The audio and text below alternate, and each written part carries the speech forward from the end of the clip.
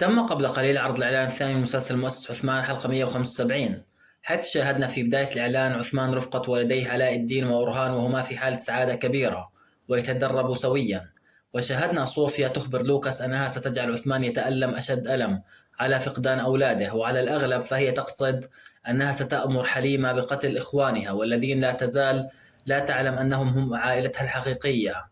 السيد عثمان ورجاله شاهدناهم في الإعلان يذهبون لفتح قلعة آك حصار وينجحون بالفعل في هذه المهمة، وشاهدنا الغضب الكبير على وجه لوكاس، إلا أن فرحة عثمان هذه ستنقلب إلى هم وحزن بعد أن شاهد الذي فعله رجال قائد المغول الجديد والذين جاءوا أثناء انشغال عثمان والرجال في فتح قلعة آك حصار وطلبوا الجزية من بالا خاتون، والتي رفضت بدورها هذا الأمر، وقام المغول بحرق وتخريب كل ما تمكنوا من تخريبه،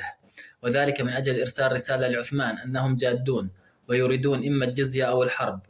طبعا عثمان بدوره لن يقوم بدفع الجزية، وسيبدأ بالتخطيط بشكل محكم للإيقاع بالقائد المغولي الجديد والذي يبدو أنه ليس سهل على الإطلاق. في النهاية شكرا لكم على حسن المتابعة، رجاء الاشتراك في القناة والإعجاب بالفيديو. السلام عليكم ورحمة الله وبركاته.